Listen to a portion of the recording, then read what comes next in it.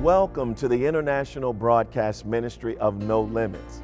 I am Pastor Delman Coates, and here at No Limits, we want to help strengthen you, encourage you, and empower you to feel God's love and to live your life without limitation. Today's message is about to begin, and I want to thank you for watching and know that I'm praying for you to hear a special word from God as you watch.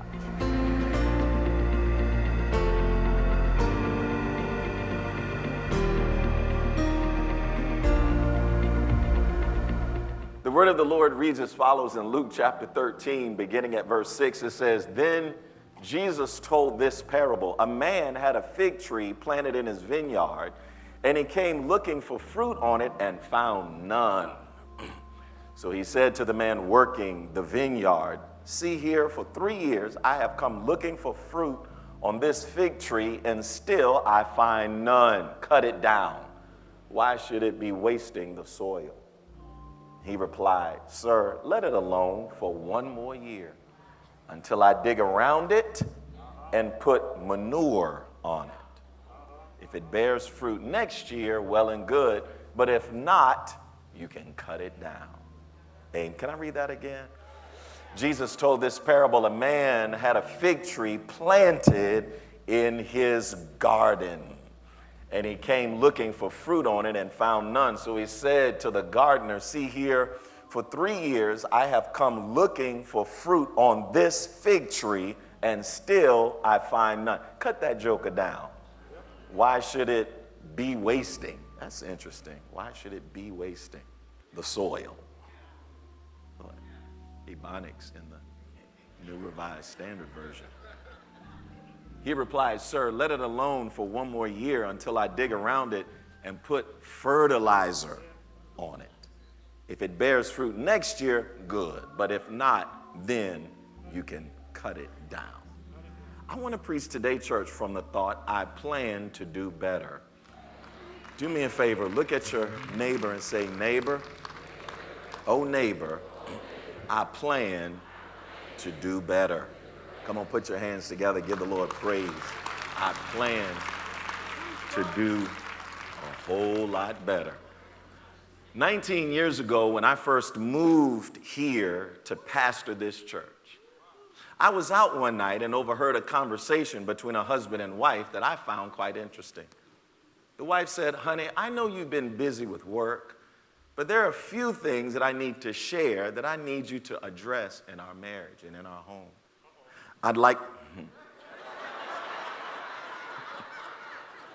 She said, "I'd like you to make more time for me and the kids. I need you to work on your anger. You've been on edge quite a bit since your best friend passed. And I really need you to fix some of these things around the house that are broken. The cabinet in the kitchen, the light in the hallway, and the mirror in the children's room." I'm abbreviating the conversation. It lasted for some time, but the husband listened intently, and after a few minutes said, "Dang, baby, I feel like I'm on a pip." They laughed and proceeded to discuss certain things that she felt her husband was slacking on and that she wanted him to give attention to.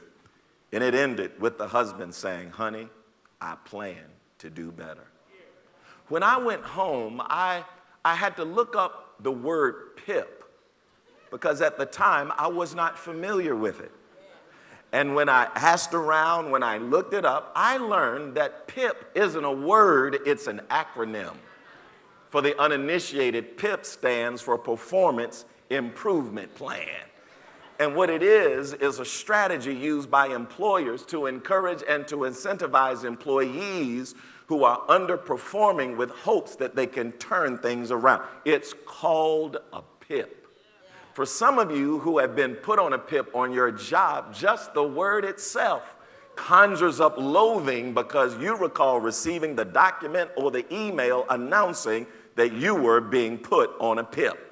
That document, that email outlined all of the things that you were to do, the skills to be developed, the behaviors to be corrected, the outcomes to be produced, and the areas where progress needed to be made. A PIP is an action plan. And the goal of a PIP is not to punish, to discipline, or to dismiss. The goal ultimately is to give you an opportunity to succeed. That's right. Even though it doesn't feel good to be put on a pip, even though it can be embarrassing, disconcerting, and anxiety performing, a pip is an opportunity for you to go to the next level within an organization by turning some things around. Well, church, I thought about it, and I began to wonder whether the same way pips exist in the natural, whether there is a pip in the supernatural. Paul said in 1 Corinthians 15:46 that as it is in the natural, so it is in the spirit. Is it possible whether the same way a boss, an employer, or a supervisor can put you on a plan to address weaknesses, shortcomings, and deficiencies on your job, can God put us on a plan and a path for improvement in life and in faith in God? Since we serve a God who wants us to succeed, amen. We serve a God who wants us to be better, to do better, and to have better.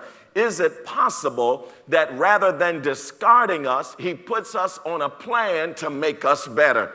He doesn't want us to be average or mediocre or ordinary. And so when God sees that we are living beneath our potential, when he sees that we are going down the wrong path, when he sees that we could do better, have a stronger prayer life, that we could expand our knowledge of the Word of God, that we could increase in our service, our sacrifice, and our praise, when he sees that we could be better spouses, better parents, better Christians, when he sees that our capacity to go to the next level in God is being diminished by some habit, some hindrance, some lifestyle, some choice, some tendency, when God sees that our ability to fight the good fight, to withstand temptation, to intercede for our family, to be a voice in the community is being compromised, undermined, or threatened by something in us or around us, are there times when God creates a plan for our betterment, for our improvement, and our advancement?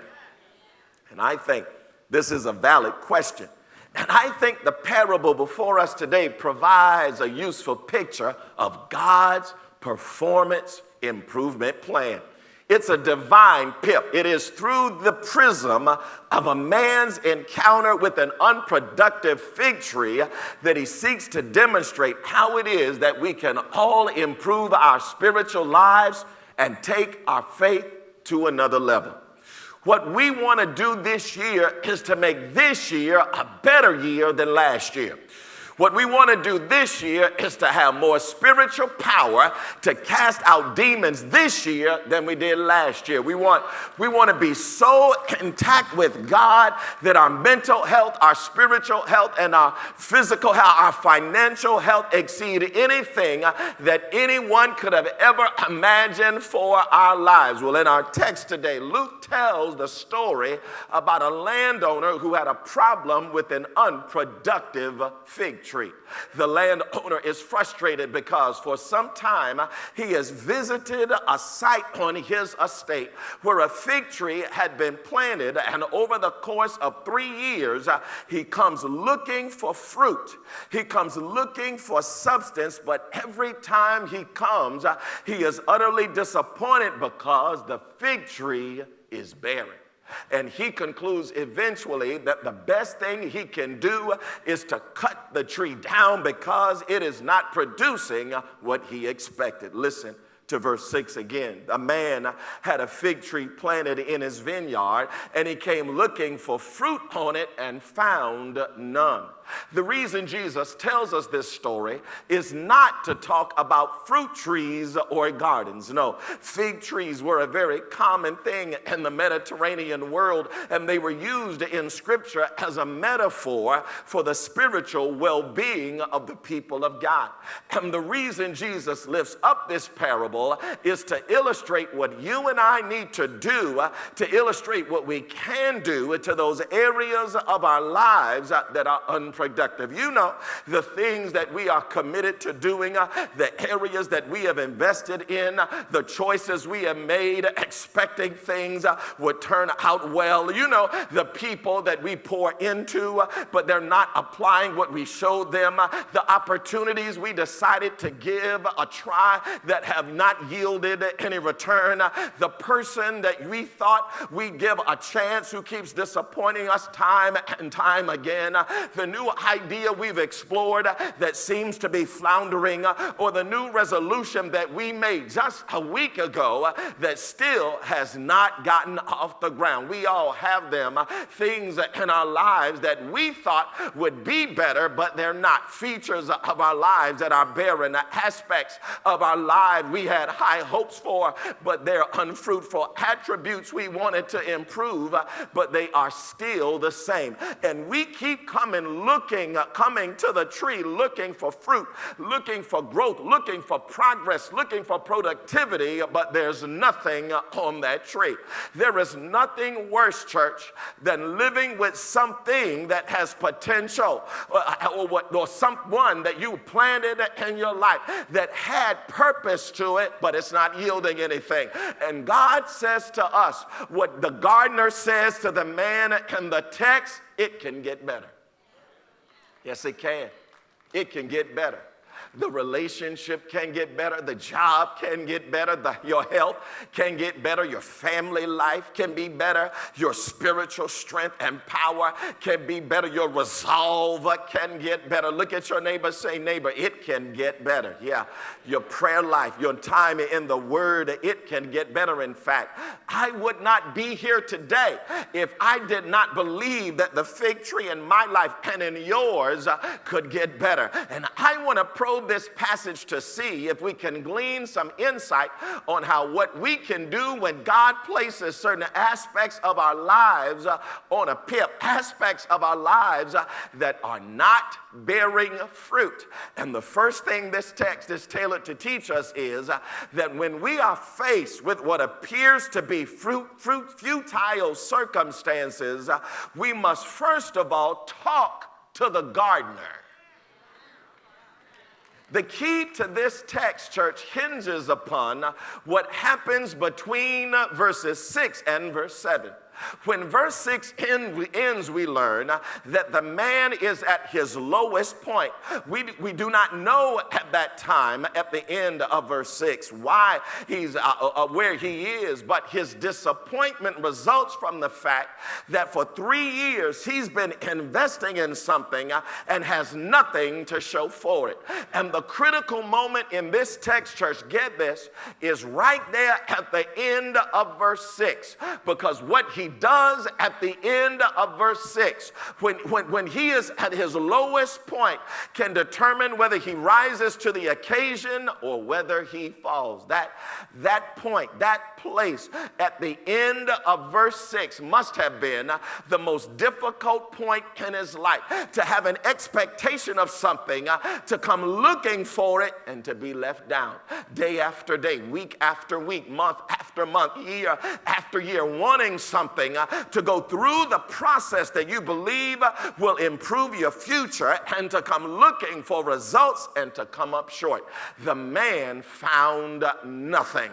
And the truth is, there's someone listening to me right now who knows what it's like to have made an investment in something or someone, and to get to the end of the process and have nothing to show for it. You joined the church thinking that it would immediately lead to spiritual growth, but you still are not thrilled about worship. You can't stand the leadership, and your prayer life is still the same.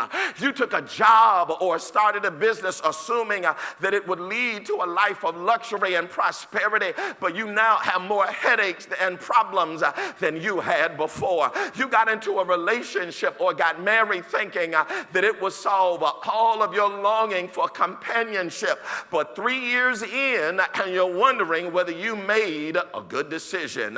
And I've discovered that when people arrive to the end of verse 6 in their lives, to the point where they come to something looking for productivity, that is the place where they get disappointed, where they get discouraged and borderline depressed.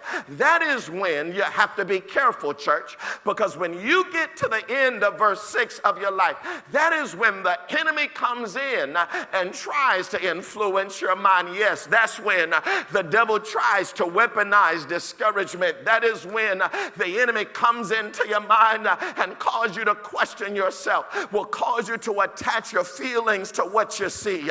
That's where the enemy resides, church. The devil resides in the realm of what you can see with your eyes, because if he can get you to look at the facts of your situation, he can cause you to lose faith in your situation. And I'm coming across many people these days who are at the end of verse 6 in their lives. They are struggling with depression. They are dealing with a sense of letdown. They are starting to question everything, question themselves, question God, and question the situation. And they are at a point where they want to give up on the tree, turning to other things to cope with, turning to drugs and gambling, extramarital relationships. And what they are doing is they are looking at other people who've got fruit on their fig trees, and they are developing what I call OCD. That's obsessive comparison disorder. That's when you look at somebody else's situation and you start comparing it to your. I'm working on something. That's when you look at someone else's marriage and you start comparing it to your marriage. That's when you look at somebody else's house, somebody else's job, somebody else's family, and you start wondering how you measure up to somebody else's. That's called OCD, obsessive comparison disorder. And because they're comparing their situation to somebody else, it's causing them to feel shame and resentment and regret. And you know when you're at that point, because you start saying to yourself, I should have never planted this tree in the first place. I should have never taken this job. I should have never bought this car. I should have never gotten married to this person.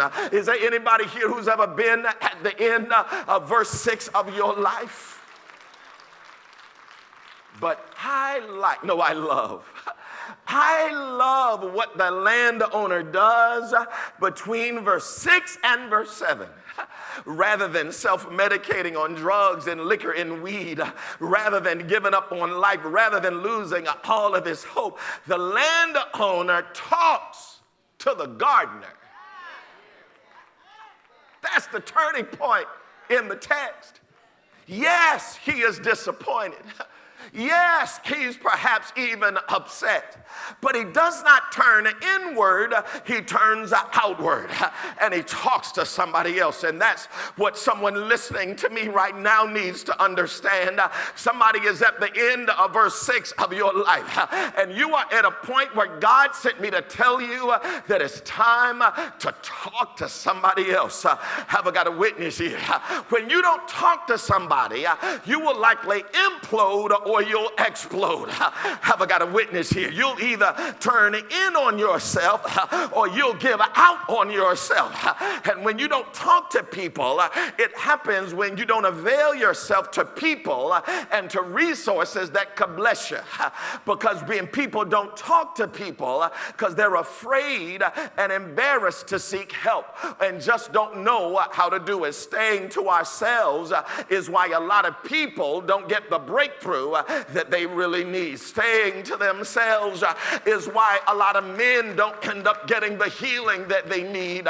Staying to themselves is what a lot of young people coming of age in social media are doing when they post and record their frustration rather than receiving constructive feedback and support. Staying to themselves is what people dealing with pride and shame do. But God sent me to tell you, don't do that. Don't hold it in because you might implode or you're going to explode. Somebody listening to me right now, you're on the verge of imploding. You got so much frustration and so much anxiety and so much pressure building up on the inside of you. You are at the tipping point. I want to tell you, talk to somebody. But don't just talk to anybody. You got to talk to someone who specializes in what you're dealing with. I like the man because this man takes his problems, his frustrations, and his disappointment not to anyone, but to a gardener. He talked to someone who specializes in the area where he is in need of support. Listen, church, if you want to live on purpose and in purpose this year, and if you want to bring back to life areas in your life that are barren and broken, you need to talk to someone who specializes in your kind of issue. You need to talk to a therapist, a coach, a trainer, a financial advisor, a pastor, a spiritual mentor, a trusted friend. There are so many people who get off track because they take their problems to the wrong people. People talk to friends who aren't going anywhere about their future. People talk to those who can't keep a relationship about theirs. People talk to those who don't pray about spirituality. People talk to those without a dream about their dreams. You got to stop talking to people who have never been where you're trying to go. You got to stop talking to people whose lives are unproductive about what's going on in you. This man who had problems with a fig tree talks to somebody who specializes in fig trees. And that's a good thing, church, because when he takes his problem to the gardener, he is realizing that he can't handle it by himself. Talk to somebody who specializes. But when you do that, you got to avoid a fatal mistake in the text. The man talks to the gardener about his fig tree, but then he tries to tell the gardener what to do about it. Are y'all here? He tells the one who specializes in fig trees what to do with the tree. Here he is in the presence of the one trained in horticulture who has experience in gardening, telling him what to do with the tree. Y'all not here today. If your Benz breaks down, you don't take it to a Toyota dealer. You take it to a Mercedes dealer because the manufacturer is best suited to fix your problem. If you got a heart issue, you don't go to a dermatologist. You go to a heart specialist because they specialize in your issue. And when your lives are unproductive, you should take your problem to the one who is the creator and the sustainer of life. Notice what the man says to the gardener. He says, cut it down.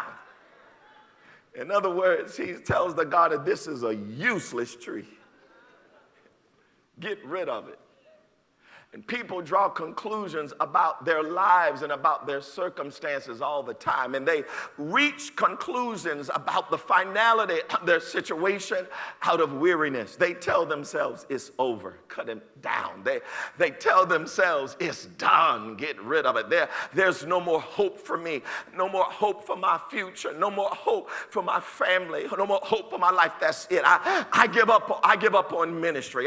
I'm giving up on this job. This is not what we ought to do when we talk to God, church. We do not tell God what's possible with the tree in our lives. We do not diagnose our situation and then tell God what God ought to do about it. No, we do not dictate to the one who created the tree what the tree is capable of and what it can bring forth. Don't do that. Tell your neighbor, don't do that. Don't say my life isn't bearing fruit, so I'm not going to take it any longer. Don't say to this child isn't reflecting the family image, so I'm going to write the child off. Don't say this husband, this wife, this partner isn't what I thought they would be, so I'm going to throw it away. Don't say that this season in ministry is not yielding what I desire, so I'm going to walk away from it. Don't tell the gardener what the gardener ought to do with the fruit tree. Because when you do that, you are going to miss the lesson that the gardener wants you to get. What stands out to me is that the man wants to get rid of the tree so he can get another tree.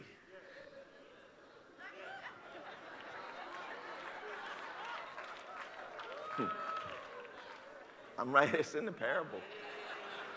He says, hey, gardener, I want you to cut down this tree because it's wasting soil where I could just plant another tree. He wants to get rid of the tree he planted so he could plant another tree in its place. Y'all not here.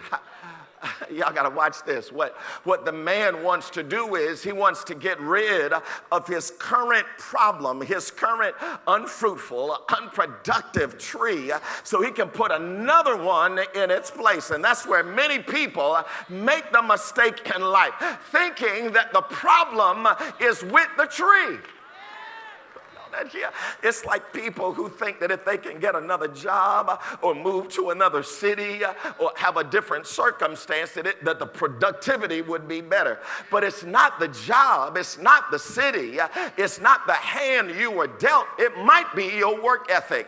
It might be that you are disagreeable with people. Too many of us make the same mistake, thinking that the problem is with the tree.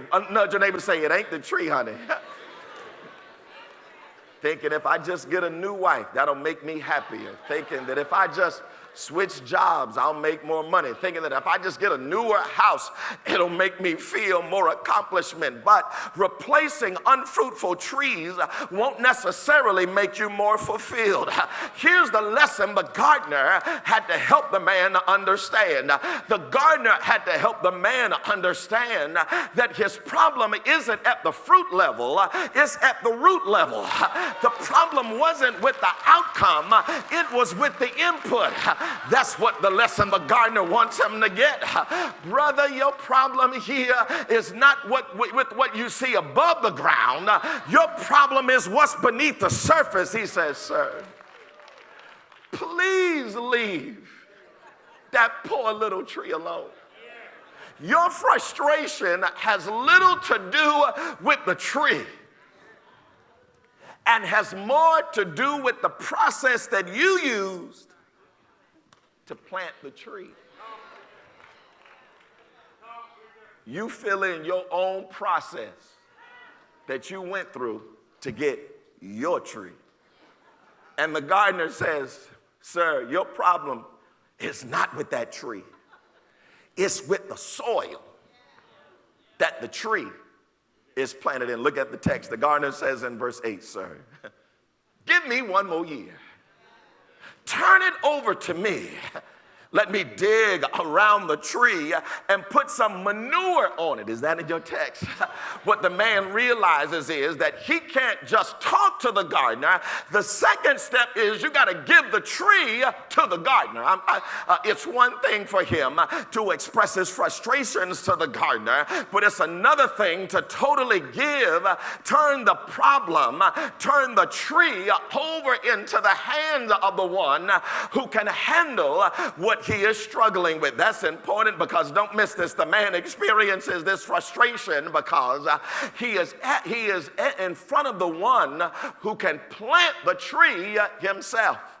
The man is so discouraged with the lack of productivity because it was something that he put together. He planted that tree, and putting another tree there wasn't going to make his problem any better, because you can put another person there, another job there, another house there, and if you are still the same landowner, you're going to come out with the same problem. Y'all not here today.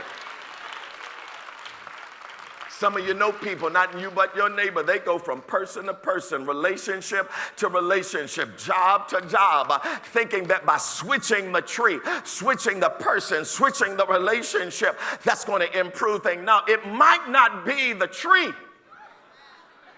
It might be the soil that you're planting your tree in. I remember over 25 years ago when I was a graduate student at Columbia University, I had a great idea one day. My grandparents had a farm in North Carolina, and I thought that I would plant some fruits and vegetables in my apartment. No lie, I did that. I had a great idea to plant some fruit and vegetables in my apartment. My father and my grandfather all had gardens. So I wanted to continue the legacy in my apartment at 120th Street and Broadway in New York City. I took some seeds, I got some soil, and I put them in a pot, and I sat there and watched it for 9 months. Nothing happened. I'll never forget going to Lawndale, North Carolina for Thanksgiving that year, and I told my grandfather what happened with this unfruitful tree that I was planting in my apartment. And my grandfather said, Delman, you cannot get productivity from plants you're planting in your apartment. It's not going to bear tomatoes because there's no pollen in your apartment. I said, what do you mean, Grandpa? He said, with these seeds that you are sowing need a pollen in the atmosphere in order for there to be some productivity with this tree. In other words, he was telling me the problem was not with the tree. The problem was with the process I used to plant the tree. And I want to tell someone here today who's at a point where you are so frustrated with the affairs of your life that the problem just might not be the tree. The problem just might be with the process that you've used to plant the tree. Have I got a witness here? I want to tell someone here today that we serve a God that if you put your tree in God's hands, He'll dig around the tree and He'll put fertilizer on it, and all you got to do is give Him another chance. Have I got a witness here? I want to tell somebody here today that the problem isn't with your plant. The problem is with your process. Instead of us doing what God blesses, we ask God to bless what we're doing. That's backwards. We make moves and then consult God after the fact. The problem is when we go with God's way, you're going to get it right on the front end. Get it right on the front end. Because when God puts it together, He is the one who can fix it when it falls apart. Have I got a witness here? People put their relationships together. They had good intentions, but good intentions will only get you so far. They have tried. They are tired of being a perpetual bridesmaid. So they decide they're going to take anybody who comes along. Have I got a witness here? There were so many stories over the last few months of people losing their life savings in the cryptocurrency market, and now they are broke because they were trying to get rich by taking the shortcut. Have I got a witness here? Or people who reached a point where they genuinely wanted to have a family. That's a good thing, but they ended up choosing the wrong mate. Lord have mercy. And now they are living with a whole lot of consequences of choices they made. Have I got a witness here? You have got to learn how to give it to God. And if you give it to God on the front end, He'll take care of you on the back end.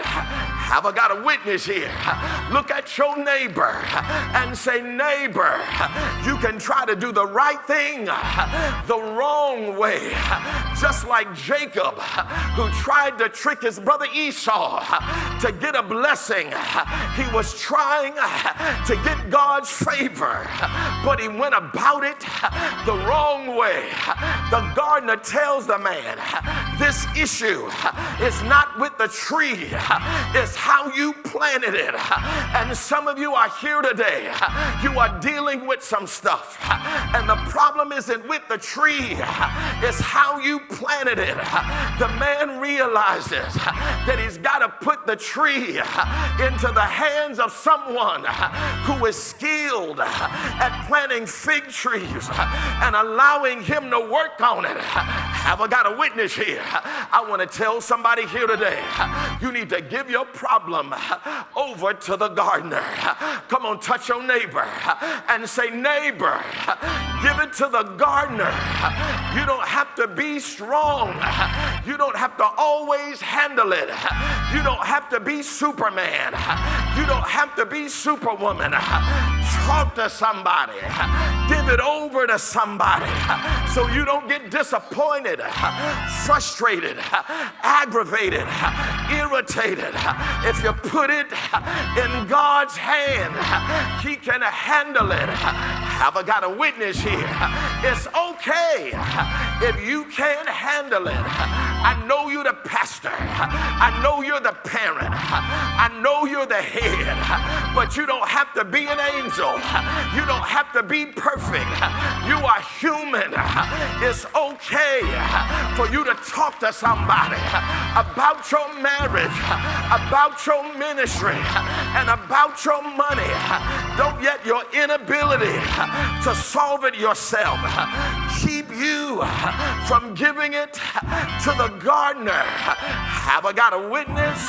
For this unproductive tree to be fruitful, it'll need a smarter, wiser, skilled person who is able to handle what you can't handle. Have I got a witness? And sometimes our lack of production is because we're trying to handle it ourselves. Have I got a witness? But when you give your tree, your problem, your issue, your son, your daughter, your business, your education, your bills, your future to the gardener, when you allow God to work on you, on your family, on your mind, on your job, you are letting Him handle it. Have I got a witness? Look at your neighbor and say, neighbor, God can fix what you can't fix. God can change what you can't change. God can solve what you can't solve. God says, don't get rid of it. Put it in my hand. Isn't it good to know that we serve a God of another chance? Have I got a witness? God says, give it to me. Give your son to me, your family to me, your finances to me, your mind to me, and I'll turn it around. But I know what you're saying. You're saying, Pastor, my tree is too far gone. My tree is almost over. But God says, give it to me. God says, I see something in you that you can't see. Give it another chance. It's still alive. Yeah, yeah. Is there anybody here at the top of a new year who can say, Pastor, I plan to do better? Look at your neighbor.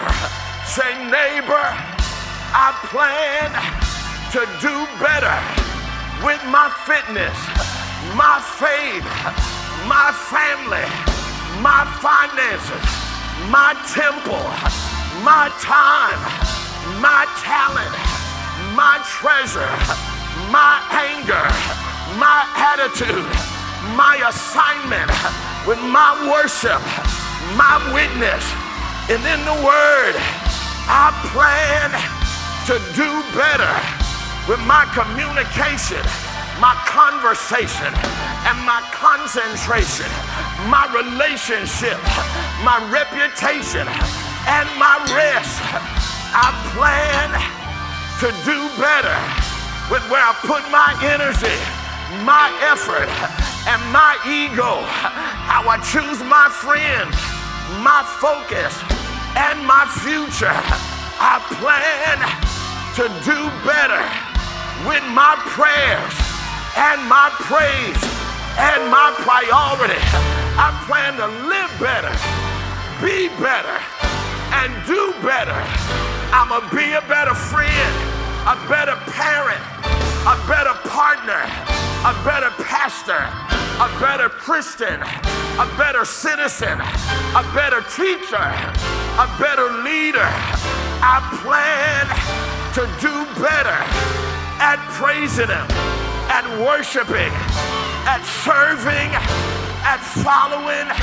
I plan to do better at lifting Him up, at giving Him glory. Yeah, I plan to do better with fighting for justice and advocating for change and using my voice. Don't give up. Don't throw in the towel. If you put it in the hands of God, He'll turn it around. Come on, give Him praise. Give Him praise. Give Him glory.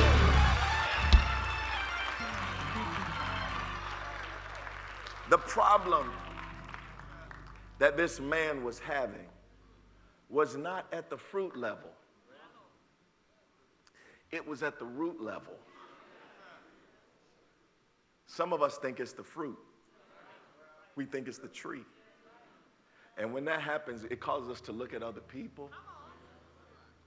Sometimes it's the process we used to plant the tree. You might not be able to get fruit from the environment that you have your life planted in. And perhaps if you plant your tree in good soil, let God fertilize it, then you'll get the fruit. Here at No Limits, we want to do everything we can to help you get the most out of each message preached on the broadcast.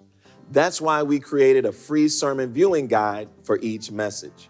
The viewing guide contains some commentary, the key points from the message, some space for note-taking, and questions to consider throughout the week. You can request your free copy of the sermon guide by going to our website at delmancoats.org. That's delmancoats.org, and clicking on the Watch tab in the menu at the top of the page. From there, you can view any message from our archives and download the sermon guide for that message before you watch. Thank you for tuning in today, and I pray the message blessed and encouraged you as you strive to live a life with no limits.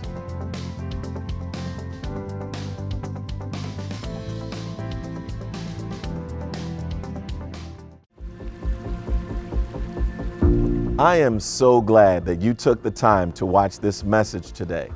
If you have been blessed by this outreach, I'd like to ask you to become a partner in this ministry so that together we can reach the world for Jesus Christ. My heart is to reach people just like you all around the world and to tell them that God loves them and wants to empower them to live a life with no limits. Your financial investment in this ministry will enable us to spread the good news of Jesus Christ around the world so that more people can be inspired and encouraged. Will you help me to reach those people? Will you join me in empowering the lost and the forgotten? Will you be my partner as we teach people to truly live a life with no limits? To make a donation safely and securely, go to our website at delmancoats.org. That's delmancoats.org. and look for the donate button on the top right of the homepage. Thank you in advance for your support and for becoming a true partner in No Limits. Your partnership and financial gift will help us impact the world by bringing hope to those who need it. Your generosity today is a reminder of the goodness of God. Thank you again for watching No Limits with Pastor Delman.